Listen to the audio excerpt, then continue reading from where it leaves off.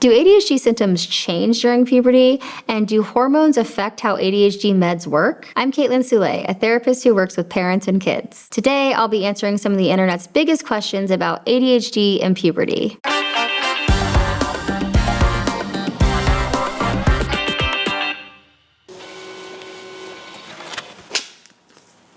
Do ADHD symptoms change during puberty? Yes, ADHD symptoms do tend to change during puberty because we know that hormones actually impact the expression of ADHD symptoms. Puberty is already a difficult time, and then on top of that, you have social pressures, you have academic pressures, more responsibilities. So kids with ADHD tend to struggle a little bit more as they're more impacted by things like executive functioning, the ability to kind of keep track of all the things on their plate, and emotional regulation. Another thing that comes up is struggle with impulsivity. So impulsivity is something that teens already experience more than adults. It's totally developmentally appropriate, but when you have ADHD, we know that you're more likely to be impulsive. What this can look like is making decisions that aren't the best, acting without thinking, doing things they wouldn't normally do, and when peer pressure gets involved with that, it's amplified. For parents who have kids with ADHD, this is a really important time to be in tune with what's going on with your kiddo, what they might need. They might need, something like an increase in their medication or a change in their medication, or they might need to re-engage with more support like therapy or special accommodations at school. Just paying attention to what your kid is experiencing during this time is really key. Should ADHD medication doses change during puberty? This is a really common question, and I think is an important one because anytime you notice a change in your child's mood or symptoms and they have ADHD, I think it's really important to check in with them and then also their doctor. So I'm not a psychiatrist and I can't prescribe, but what I do know from the research is that symptoms of ADHD are affected by puberty. Oftentimes, this might mean the dose needs to be changed. So definitely talk to your child's provider if you start to notice their symptoms changing or an increase in symptoms. They experience body changes during puberty. So, height changes, weight changes, and that can really affect their dosage needs as well. What I want you to keep in mind is that during puberty, the body is changing. Kids are growing, their weight is changing, and oftentimes that might mean they need a medication adjustment or a change in their dosage. Do hormones affect how ADHD meds work? What we know is that in general, hormones impact ADHD. The experience of going through puberty is obviously new for kids. So a lot of the transition that happens is just them getting used to being kind of flooded with these new hormones that they haven't experienced before. And a really key hormone when it comes to ADHD is something called estrogen. Estrogen actually decreases right before we start our period, and that decrease can affect our levels of dopamine. Dopamine is a neurotransmitter, and people with ADHD tend to struggle to access dopamine already. As their estrogen is decreasing and they're struggling to access dopamine, we can really start to see mood shifts and changes. We don't know enough yet about how testosterone impacts puberty and ADHD meds, but what we think is that changes in testosterone levels could impact things like impulsivity, something that people with ADHD already struggle with. Regardless, I think this is a great time to start talking to your children about their ADHD as they start to gain more independence in school and in other settings. It's going to be really important that they learn how to advocate for themselves. Conversations can be really helpful for this. By the way, what questions would you want answered on the show? Let us know in the comments.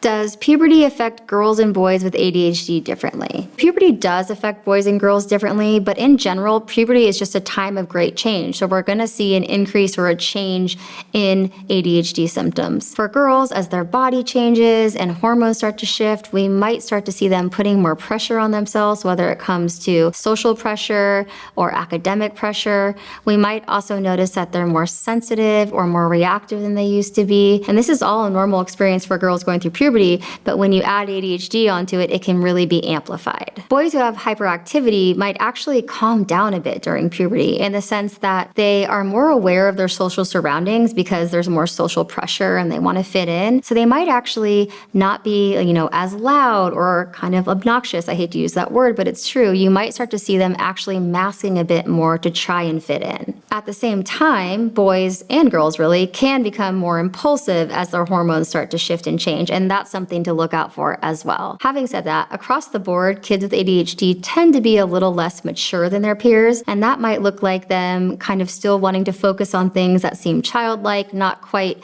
ready to talk about the things that their peers are talking about or do the things that their peers are into. It might also look like kind of having more discomfort than other kids with topics around puberty and body changes. So it's really important to make note of that when you're thinking about your child's experience of puberty. So the best thing you can do is really just be present for your child, show up, answer any questions they might have, and let them know that it's safe for them to talk to you and that you love them no matter what. How can I talk to my child about body changes? In general, when we're having conversations with our kids about things that might feel a bit awkward for us, it's important that we first navigate our own feelings about the topic. In other words, do our own work, so to speak, so that when we come to our kids, we're not all squeamish and awkward. So it's important to remember to normalize body changes for kids, but for kids with ADHD, I think there are a few extra conversations to have. First, we know that kids with ADHD tend to struggle more with forgetfulness, follow through, and future thinking or forward thinking, meaning like what's going to happen if I don't do this thing. So we're going to want to have a conversation, for example, like about periods and what kinds of materials you're going to need to have to prepare. One of the pieces of advice that I give parents with kids with ADHD specifically is help them prepare by having these things in different locations, whether that's in, multiple backpacks or one set in their locker and one set in their backpack. That way they're less likely to experience something embarrassing like not having a pad or a tampon when they need one. Another important conversation to have with kids with ADHD is around hygiene, because as our bodies change, things happen. Smells come up, our hair gets oily, our skin gets oily, and we need to take care of our bodies. And for kids with ADHD, it can be a little bit more challenging for them to either remember to do that or feel motivated to do that. As parents, we can help them come up with a schedule for things like what days they're going to shower on, remind them about the importance of washing their face, leave extra deodorants in different rooms so they remember to put it on or they're more likely to remember to put it on. Make sure you're comfortable with having the conversation before you have it. Normalize what your kid is experiencing and feeling through conversation. Sharing some of your own stories in this case can be really helpful. Kids might cringe a little bit, but they kind of like hearing that you're human too. You can let them know this doesn't have to be the only time we talk about this. The door is always open and you can always talk to me. Did you like this video? Because we have a lot more resources like these on our channel. So go ahead and subscribe to get the latest research and tips from top experts like me on learning and thinking differences like ADHD and dyslexia.